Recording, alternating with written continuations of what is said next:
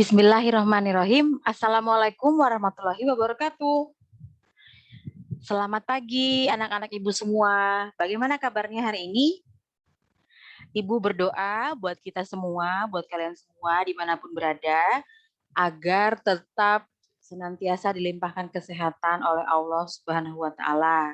Jangan lupa, kemanapun kalian, kalau bisa sih di rumah saja ya.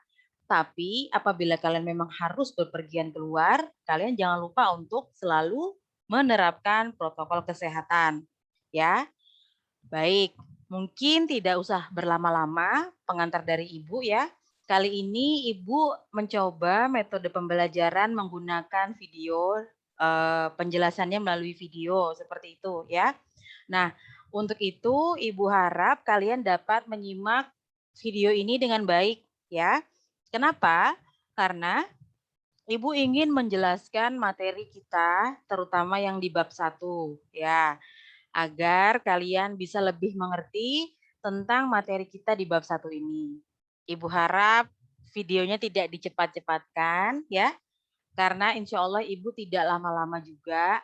Ibu juga tahu bahwa kita semua di sini sedang berjuang bersama-sama ya, bersama-sama hidup tetap bertahan di tengah situasi pandemi yang setiap dari kita tentunya punya hal yang sedang kita perjuangkan. Seperti itu ya anak-anak Ibu. Ya, oleh karena itu dengan video yang Ibu harap dapat mengantarkan materi ini, kalian bisa simak dengan baik, lalu bisa dipahami, dan tentu saja Ibu tetap membuka pengajuan pertanyaan dari kalian jika ada ya. Silakan langsung ke eh, WhatsApp tentunya, seperti itu ya.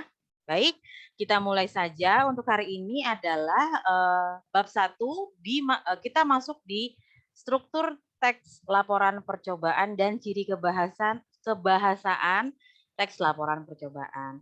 Sebelumnya Ibu mohon maaf kalau Ibu nanti melihat ke sini dan ke sini seperti itu ya, karena Ibu melakukan pengajaran ini melalui 2 media. Jadi nanti saat penjelasan Ibu tidak fokus ke situ, tapi fokusnya ke sini.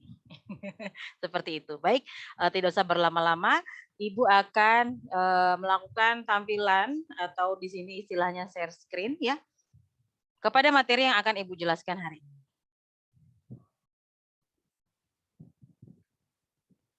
Iya, demikian sudah Ibu tampilkan. Ya. Bab 1 teks laporan percobaan ya. Untuk yang materi ini sudah kita lalui kemarin, kalian sudah melakukan tugas dengan baik ya. Ibu mengapresiasi bagi siapa saja yang telah mengerjakan tugas pertama ya dengan baik. Artinya jawabannya benar seperti itu. Berarti menyimak instruksi saya ya. Kenapa? Karena ada yang salah.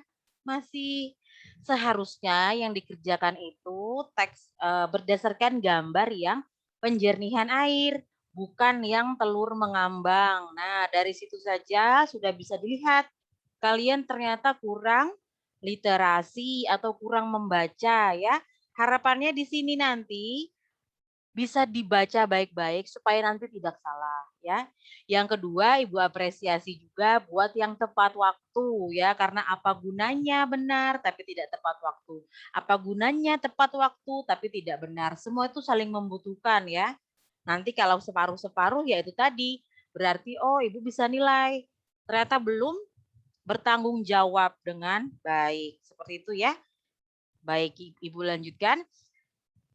Untuk struktur teks laporan percobaan, kemarin sudah Ibu bagikan materinya melalui Google Classroom ya.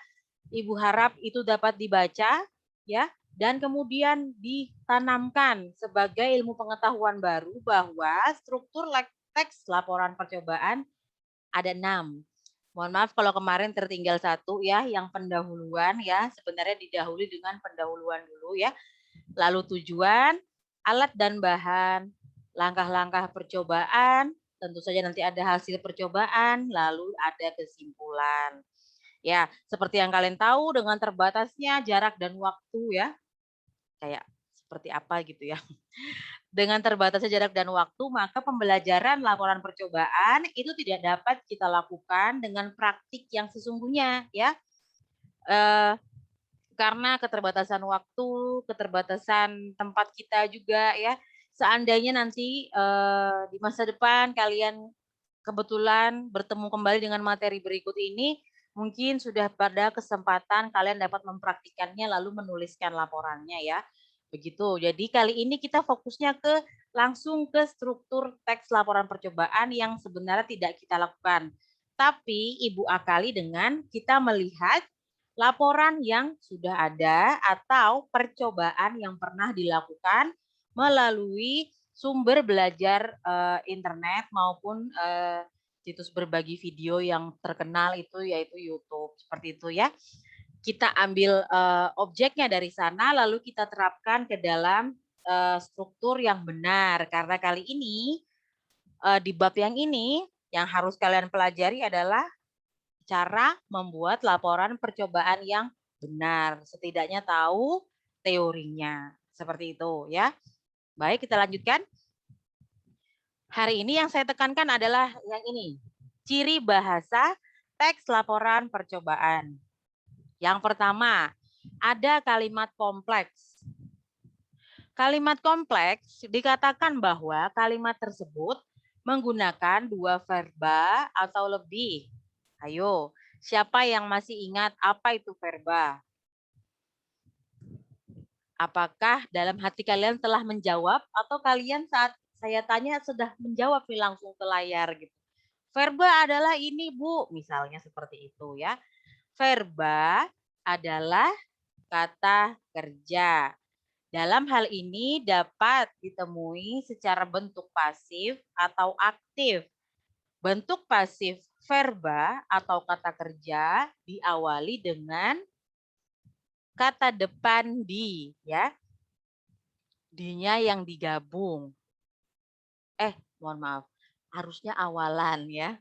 Awalan di yang digabung penulisannya. Misalnya contoh di sini. Sebentar. Kita ganti.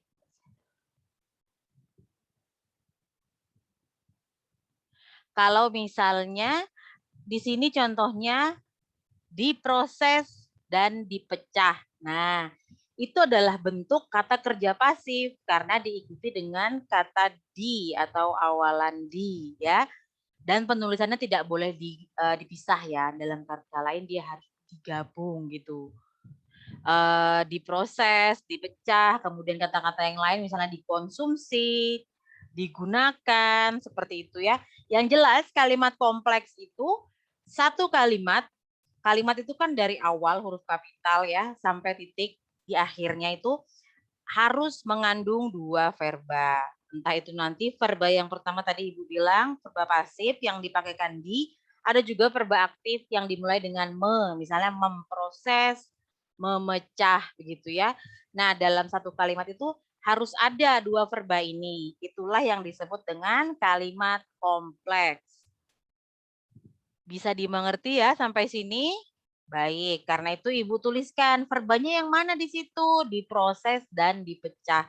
Kata kerja ya, Ibu harap persoalan kelas kata, baik itu verba, kata kerja, kata sifat, itu tidak menjadi kesulitan lagi karena kalian sudah sepatutnya mengetahui bahwa kelas kata yang dimaksud dengan verba itu artinya kata kerja, artinya tuh aktivitas seperti itu ya.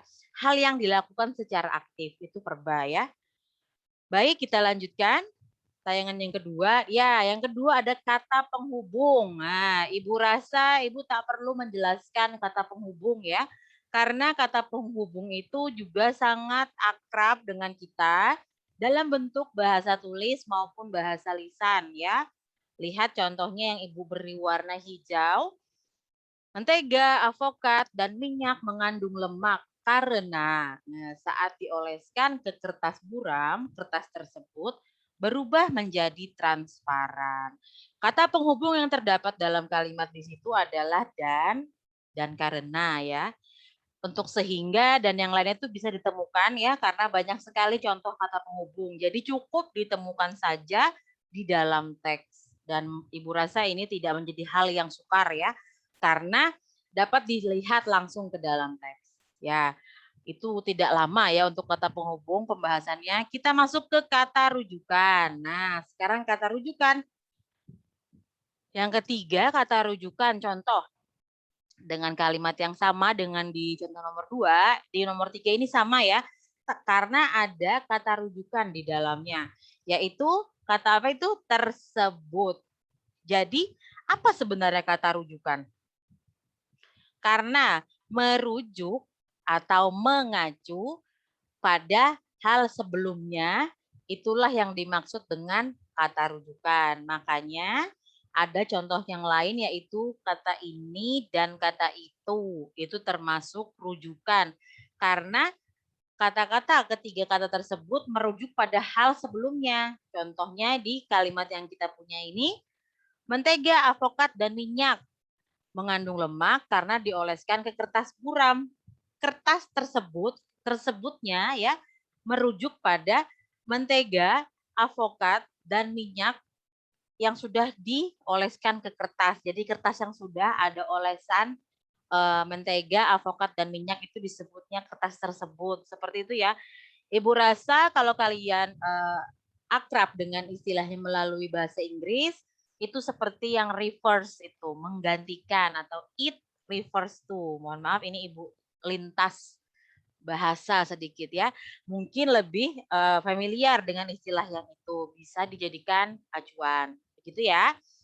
Penelitian ini dilakukan agar masyarakat luas dapat melakukan penjernihan air secara mandiri. Nah, penelitian ini tadi bisa dimasukkan dalam contoh kata rujukan. Contoh berikutnya lagi, mentega, avokat, dan minyak akan menghasilkan kertas menjadi transparan.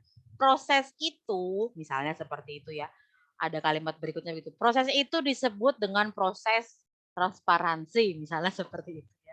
Hanya misalnya saja, begitu ya. Baik, untuk yang keempat ya, ada istilah teknis. Contoh, fermentasi atau dikenal dengan nama ilmiah, respirasi anaerob adalah respirasi yang terjadi dalam ketidaktersediaan oksigen bebas. Nah, kalau kalian mau tahu istilah teknis itu apa, Bu? Lebih simpel atau sederhananya seperti ini. Hal-hal atau istilah yang mencakup keilmuan ya mungkin dalam ilmu pengetahuan alam atau ilmu pengetahuan sosial seperti itu yang biasanya terdengar tidak lazim di telinga kita atau pada bacaan kita yang pada umumnya seperti itu ya, makanya dia disebut istilah teknis itu untuk istilah-istilah keilmuan yang memang ada di dunia ilmu pengetahuan. Makanya untuk teks laporan percobaan itu tidak bisa ditemukan dalam teks sastra ya, itu adanya di non sastra seperti ini ya. Kalau kalian menemukan lagi kata oksigen, itu termasuk istilah teknis. Kata-kata nutrisi, ekosistem, kemudian yang susah-susah misalnya klorofil seperti itu ya, itu termasuk semua ke dalam istilah teknis. Nah, kalau di sini ada yang bernama respirasi anaerob seperti itu ya untuk istilah teknis. Jadi percobaan yang dilakukan pastinya akan melibatkan unsur-unsur kimia, unsur-unsur yang terhubung dengan ilmu pengetahuan alam. Makanya teks dalam bahasa Indonesia ini mengangkat pula teks laporan percobaan karena bahasa Indonesia itu jadi pengantar untuk semua mata pelajaran ya. Nanti kalau kalian bertanya-tanya pada dalam hati, kok kayak belajar IPA ya Bu misalnya, tidak apa-apa, memang demikian ya, bahasa Indonesia sebagai bahasa pengantar. Seperti itu penjelasan dari Ibu untuk struktur, mohon maaf, untuk ciri kebahasaan teks laporan percobaan. Ada 4 ya anak-anak Ibu. Nah, oleh karena itu kita maju ke berikutnya. Nah, ada tugas ya. Seperti yang Ibu janjikan tidak lama-lama sudah masuk ke kolom tugas. Bacalah kutipan laporan berupa kesimpulan ya. Jadi yang Ibu masukkan nanti bagian kesimpulan, laporan hasil percobaan berikut. Nah, kali ini Ibu minta kalian yang temukan masing-masing satu ciri bahasa yang terdapat dalam teks dengan lengkap beserta bukti. Seperti tadi, Ibu minta tuliskan fermentasi atau dikenal dengan nama ilmiah dan seterusnya itu, kalian harus termasuk di dalamnya ada istilah teknis, lalu kalian garis bawahin atau kalian tebali seperti itu ya, di dalam teks yang Ibu berikan ya. Jadi ada 4. Yang pertama tadi apa? Yang pertama tadi ada kalimat kompleks. Cari di dalam teks yang Ibu berikan nanti, yang mana nih kalimat kompleks? Dicek-cek dulu mana ya, mana ya. Nanti kalian tandain dulu, tulis di bukunya, dicatat aja dulu ya. Karena Ibu tidak berikan ini lagi di Google Classroom. Sebagai tanggung jawab, kalian menyimak video Ibu sampai selesai, maka Ibu tidak bagikan lagi instruksi ataupun videonya ini di Google Classroom, tapi cuma lewat YouTube saja ya. Dalam artian memang harus disimak videonya baru bisa tahu jawabannya, karena teksnya pun akan Ibu berikan di sini ya, di Google Class, di video ini. Jadi misalnya contohnya begini, contoh mengerjakan tugasnya. Apabila kalian mau mencari kalimat kompleks dalam teks, tulis begini nomor 1 kalimat kompleks. Tulis kalimatnya yang lengkap dari awal sampai titik, nih ya titik. Lalu kalimatnya ditulis jelas, diberi garis bawah pada kata yang dimaksud. Nah, ini kan diproses dengan dipecah tadi ya, ada 2 ya. Tanda panahnya cuma 1, tidak apa-apa ya. Dipecah dan diproses. Nah, lakukan juga pada ciri bahasa lain yang kalian temukan dalam teks. Ya. Untuk pertanyaan, Ibu siap menerima pertanyaan melalui WhatsApp, baik itu pribadi maupun melalui grup. Jangan takut bertanya, tetapi yang Ibu wanti-wanti adalah jika bertanya, bertanyalah yang berbobot gitu loh ya.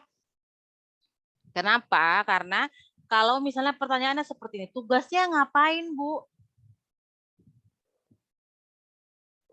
Ngapain ya?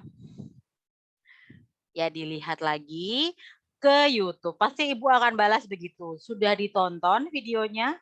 Pasti Ibu jawabnya begitu. Kalau pertanyaannya semacam itu. Ya, atau kapan dikumpulnya, Bu? Kerjakannya di foto, ditulis tangan atau seperti apa? Nah, pasti Ibu akan jawab begitu saja. Cek YouTube, cek video saya ya, karena pasti saya tentukan di situ instruksi tugasnya. Bertanyanya yang berbobot dalam artian misalnya kalian mau diskusi dengan saya, Bu, saya temukan kalimat kompleks yang ini. Apakah benar? Nah, itu boleh ya. Nanti kalau Ibu bilang, mungkin itu kurang tepat, coba kamu temukan lagi. Nah, seperti itu ya anak-anak Ibu bisa ya. Ingat, tulis dulu kategorinya. Yang pertama kalimat kompleks dalam teks, lalu dikasih garis bawah atau ditebalin seperti itu ya. Atau di apa ya? Kalau diketik nanti kalian bisa, ya pokoknya begitulah, diusahakan dulu ya. Ya, petunjuk, kerjakan tugas dengan cara seperti biasa. Yaitu jawabannya diketik di kolom komentar di Google Classroom. Diketik ya, diketik, bukan difoto, bukan ditulis tangan, terus difoto dan dikirim, tidak. Ibu maunya diketik langsung. Oh, diketik kalau lewat handphone berarti mana handphonenya? Ini. Kalau diketik ya berarti langsung diketik di handphone gitu ya. Diketik seperti itu ya. Bukan ditulis. Ibu tidak minta kalau ditulis. Lalu kalau mau bertanya bisa melalui WhatsApp ya, silakan dicatat. Saya tidak terima tugas dikirim di WhatsApp atau tugas yang salah format.